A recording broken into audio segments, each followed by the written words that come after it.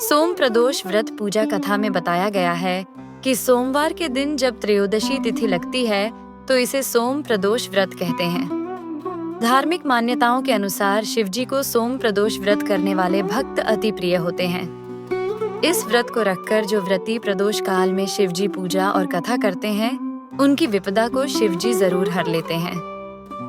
प्रदोष व्रत का सभी प्रदोष व्रत में अधिक महत्व बताया जाता है।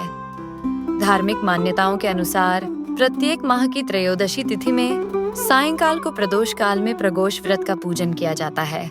मान्यता है कि प्रदोष के समय महादेव कैलाश पर्वत के रजत भवन में इस समय नृत्य करते हैं और देवता उनके गुणों का स्तवन करते हैं। ऐसे में जो भी जातक यह व्रत करते हैं, भोलेनाथ की कृपा से उनकी सभी मनोवांछित कामनाओं की पूर्ति होती।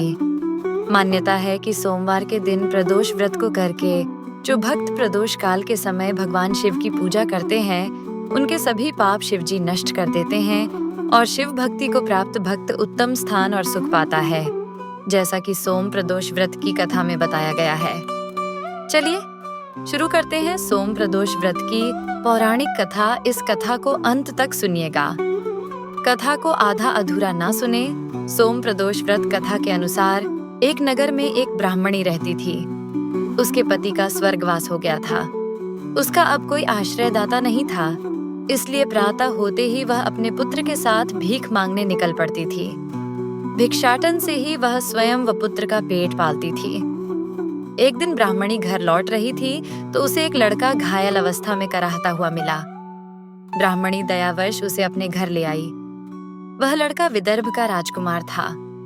शत्रु सैनिकों ने उसके राज्य पर आक्रमण कर उसके पिता को बंदी बना लिया था और राज्य पर नियंत्रण कर लिया था, इसलिए इधर उधर भटक रहा था। राजकुमार ब्राह्मण पुत्र के साथ ब्राह्मणी के घर रहने लगा। तभी एक दिन अंशुमति नामक एक गंधर्व कन्या ने राजकुमार को देखा तो वह उस पर मोहित हो गई। अगले दिन अंशुमति अपने माता पिता को राजकुमार से मिलाने लाई। उन्हें भी राजकुमार भा गया। कुछ दिनों बाद अंशुमति के माता पिता को शंकर भगवान ने स्वप्न में आदेश दिया कि राजकुमार और अंशुमति का विवाह कर दिया जाए। उन्होंने वैसा ही किया। ब्राह्मणी प्रदोष व्रत करती थी। उसके व्रत के प्रभाव और गंधर्वराज की सेना की सहायता से राजकुमार ने विदर्भ से शत्रुओं को खदेड़ दिया और पिता के राज्य को पुण्य प्राप्त कर आनंद पूर्वक रहने लगा। राजकुमार ने ब्राह्मण पुत्र को अपना प्रधानमंत्री बनाया।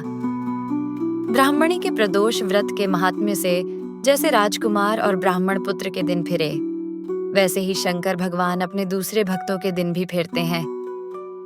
अतः सोम प्रदोष का व्रत करने वाले सभी भक्तों को यह कथा अवश्य पढ़नी अथवा सुननी चाहिए।